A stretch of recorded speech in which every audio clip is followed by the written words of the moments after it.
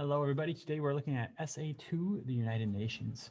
Now, the United Nations was made with one simple goal in mind, real simple. Let's prevent war. That's extremely hard to do. But after World War II, the world had had enough. They wanted to figure out how can we stop this again. You had a nasty World War I ending in 1918, and by 1939, the world's back at war again. So people start to ask that question, how do we prevent this from happening again? And from that comes the United Nations. And so they're going to try to prevent wars, but that's not easy because that means you need security, you need peace, people need jobs, people need food, all these different things. And so the United Nations does a lot of things around the world to try to create peace. That's the goal. So a few things to think about when we think about World War II, because that's when the United Nations is going to begin after that. 60 million people died. 60 million people. That's an insane amount of people died in that war. 1 out of every 10 Soviet citizens died. Not soldiers, citizens. So 10% of the population in the Soviet Union died. And that's how terrible they had that war. If you look at the United States, we had nothing close to that because we weren't on the actual continent the war was being fought in with Europe or in Asia. But boy, they suffered in the Soviet Union. 2,500 US citizens were killed at Pearl Harbor when our ships were attacked there by the Japanese. Around 250,000 people died as a result of the atomic bomb in Hiroshima, and Nagasaki was hit as well. And so, it wasn't all at once, but affected by that bomb and the radiation afterwards. And so when you look at all this suffering that happened during the war, people are trying to figure out, how do we stop this from happening again? What can we do? What are the best ways to help nations to keep the world at peace? And from that, the United Nations was created. So here's their logo. What are we looking at? Well, we have the world from above with these olive branches, which are a symbol of peace. And the United Nations is involved all over the world. The spots in red are where they have their buildings. The World Banks are organizations that kind of work with the United Nations to provide money to different organizations. So they're very active, to say the least. So what do we have? Well, it's created in 1945 after World War II, and there's two main goals. Number one, let's join countries together so we can have more peace. Let's make a situation where countries are going to work together. And the second goal, to prevent future world wars. Now, if you don't have them out, you can fill out your notes with this. The notes in the social awareness notes section. You already filled them out, hopefully, for Geneva Conventions. You can just go on to the next section. So it begins with 51 countries. Today, there's 193 countries involved. There's around 200 countries in the world, so almost everybody's a part of it. And the idea goes like this. If we have countries working together, they're less likely to fight. Fighting happens because people misunderstand each other. And so if they understand each other and they see where they're at, maybe we'll have less wars. And to its credit, since World War II, we haven't had a world war of that scope. We've had a lot of smaller wars, but we've had nothing of that scale. So maybe it's working. So the main purposes, there are 5. Number one, as we talked about, keep peace throughout the world. Feel free to stop this if you need to fill in your notes and pause it for a second. Number 2, promote sustainable development. How do we make sure that people have jobs, money, food, housing, and they can keep that? They don't have a job for a week, but it's something that they can keep for a lifetime possibly. So they're working on that. That's really important for stability. Third, protect human rights. How do we make sure that children have the rights that they need to medicine, to food, to everything? How do we make sure that women are protected as much as men in all countries around the world? This is a hard one. 4, upholding international law, trying to get countries to follow it together, because if we have good international laws and countries follow it, all people in the world should do a little bit better. And 5th, providing humanitarian aid, providing aid to those who are in need.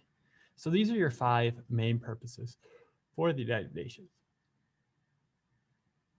Now, moving forward, we're going to look at a few examples of work done by the United Nations. I used to have a list of like 15 things, and we honestly could still look at that list. They still do a ton of stuff, but we're just going to stick with 7 today. So the first one's sustainable development, helping groups choose lifestyles that allow them, hold on, Let's fix that right now, shall we? We can't have it say along them. That's no good. Oh, I guess I can't fix it right now. I'll come back and fix that later. So having, as I said, groups choose lifestyles that allow them to provide needed elements to survive. So how do you make sure that they don't have poverty? How do you ensure that they have energy, that there is good life on the land, that you have clean water, that you have equality for all people, education? These are not easy things.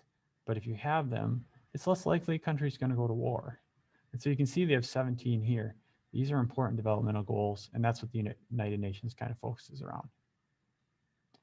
Number 2, protecting refugees. What do you do for men, women, and children that are not a part of war, but they're in a war zone? Where do they go? How do you broker deals so countries will take them in? So right now it says, this is from June 2020, 79.5 million people are displaced because of war at the end of 2019. There's 26 million refugees that have had to leave their country because of war. 45.7 million displaced within their countries. And so it's really hard to make life work when you're seeing those kind of situations. So if you look below here, 1% of the world is displaced. 80% of people who are displaced are in countries or territories affected by food insecurity. So the countries don't have what they need. 73% are in neighboring countries. 68% come from just 5 countries. So if you look here, Syria, Venezuela, Afghanistan, South Sudan, Myanmar, these are the 5 nations that have the most people who have left because of warfare. And that makes it pretty difficult. So trying to protect your refugees is a very noble cause the UN is working with, but it's very difficult too. Supporting equality among men and women. You know, in the United States, we're not totally equal. Women still see a pay gap. We do still see discrimination against women, but we're in the right direction. Things are getting better. Even in my lifetime, I've seen women gain more rights and more freedoms than they've had in the past in terms of work equality and things like that. But we're kind of the exception in some ways. You know, there are some nations like ours, you see in the red, they have laws against discrimination towards women, but not everybody has that. And so all the countries in the lighter red or the pinkish color, they have no laws protecting women from discrimination in the workforce. And so in those countries, you could choose not to hire a woman because she's a woman, which is terrible. So trying to make it so that women and men have the same rights. This really affects girls in some countries where boys have a higher chance of going to school than girls. And so how do we make that so it's equal for all people? Number 4, working to improve international health. You know, how can we get vaccines to children? How can we make sure they have medical care or insurance, whatever it might be? How can we provide better availability of hospitals and health to women who are pregnant? All those things. And if you look, we've come a long way. This graph up here, so this is life expectancy. On average, how long do people live? And you can see 100 years ago, 1919, most people were living 40 years or less. The top was around 60. Now, the bottom is 60 and the top is around 85. So we've gone from you may live to 40, 50 years old to the average person lives to 60 plus. So it's gotten better. Even in our poorer countries, they're doing better. The poorest nation here is about equal to the United States in 1919. So we've had some big improvements, which is great. And they're going to keep working on that to make sure that all healthcare is possible that is needed for people throughout the world. Number 5, expanding food production. As our population continues to grow throughout the world, we're going to need more food. So this statistic, by 2050, world food production needs to increase by 60% from where it was in 2005. So making sure food's available, finding ways for people to grow food in areas that aren't very good at it, finding specific types of food or varieties of seeds, things like that. Really important work. Clearing landmines. Think about this for a second. Vietnam, after the Vietnam War, landmines were used all over the place. You own a field in Vietnam, you're a farmer, and you know that there were some landmines placed in that field. After the war, they're still there. Do you go and plant that field? Of course you don't. You don't want to get blown up. How do you get the landmines out? You can't do it yourself. And so the UN goes in and works to remove landmines in different areas. So this is a crazy story I saw today. Cyprus, this is 10 years ago. In Cyprus, which is a small island in the Mediterranean, the UN has removed 25,000 landmines. Think about that. 25,000 landmines, which is just crazy. And these are all from fighting in 1974. So even let's see here, 35 years later, they're still removing landmines that could kill people. And so that's a really important job, because what it does is, think about that family I was talking about in Vietnam. If the UN comes through and goes through their field and clears of any landmines, they can go back to work. They've got land that's actually useful again. So pretty interesting stuff. And our last example, conflict prevention, keeping peace around the world and trying to build it in areas where there is some instability. And so you can't see this graph real well, but any area in blue, the darker blue, the lighter blue, that's where the United Nations is working to try to keep peace and maintain stability. So those are some examples of things they do. Within the United Nations itself, there's a variety of different groups. We're going to talk about 5 of them, these 5 right here, and what they do. So the first one is the General Assembly. It consists of members of all 193 nations, and their job is to admit new members, debate and make decisions on important questions, and create resolutions that all countries are going to follow. So these are agreements that all countries will follow. Each country gets 1 vote. A decision requires 2/3 or a majority of people, depending on the situation, to vote in favor of it. So this is found in New York City. It's a really cool building. I went there in high school when I went to Ellsworth. But what's crazy about it is you're going to have 193 countries in the same building, all kinds of different languages. And what they do is that at each spot, they have a little earpiece you can put in, and they have translators. So let's say the person in the front of the room is speaking French. They'll have translators to translate it into German, into English, into Chinese, into Russian, into all these different languages so everybody can hear it together. Pretty crazy ability to have. So the General Assembly, looking at agreements everybody can agree upon. And these notes are already filled in, so you can just pay attention and we're good to go. The Security Council is 15 members, and they look at acts of aggression around the world, and they try to bring together groups so there's peace, and they decide if they're going to use UN troops to go to war if needed, or if they're going to provide sanctions to countries to stop fighting, those kind of things. And so this is a really important group because they're dealing with actual conflicts throughout the world and how you should respond to those. So like I said, there's 15 members. There are 5 members that have permanent seats: China, France, Russia, the United States, and United Kingdom. And that's because these are the 5 countries that were the allies and won World War II, the larger nations. So they are always there. The other seats rotate. And you can see below here, this is the list of countries that have the other seats, and they rotate through. So it says 5 non-permanent members are changed yearly. The presidency rotates monthly. And you can see on the bottom there, 5 members are from Africa and Asia, 1 from Europe, 2 from the Caribbean and Americas, and 2 from Europe. And so it continually changes. But as you can see over here, the mission: keep international peace, encourage friendship, cooperate in solving international problems, and serve as a center to harmonize the actions of nations. So trying to keep security in the world without going to war. That's the goal.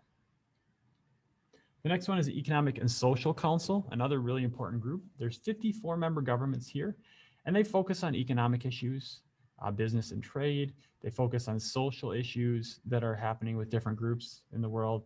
And they also look, I'm looking at my notes here, at environmental issues as well. They have a real big focus on sustainable development. And so they'll work with governments, academic groups, they'll bring in business representatives, scientists, all kinds of different people to try to find solutions for issues we have with the economy, with social groups, and with the environment. And here you can see the breakdown of who is in this group. They're like 18 members every year for 3 years. And the International Court of Justice. Now, the International Court of Justice is in the Netherlands. It has a very European look to it. And here you can see the actual court. There are 15 judges. Let's see if that's right. 1, 2, 3, 4, 5, 6, 7, 8, 9, 10, 11, 12, 13, 14, 15. Oh, it looks like there's more than 15 there. Well, there's supposed to be 15. So I don't know exactly what's going on there. 15 judges. They settle legal disputes about international law, and they provide opinions to nations. So if somebody does something that's against international law, it could go to this court. So let's open this window and see if we can find an example. Oh, they changed it a little bit. Here we go. Latest decisions. Armed activities on the territory of the Congo. So it's Democratic Republic of Congo versus Uganda. So they'll look at issues that we see between different nations and make decisions on who is right and if anything needs to change, those kind of things. So the last group is the Secretariat. It's led by the Secretary General, Antonio Guterres from Portugal. He has served since 2016. And this group does the day-to-day work. There are 43,000 people in the Secretariat to keep all the different operations running in the UN, whether it's working with their people clearing mines, or those helping with farming, or those providing security, whatever it is. The Secretariat, is in charge of that. Their main headquarters is in New York City, and that is a place that you can go and visit if you'd ever want to. So that's the general information that you have, ladies and gentlemen, and we'll go from there. If you have any questions, please, as always, feel free to talk to your teacher. Have a great day.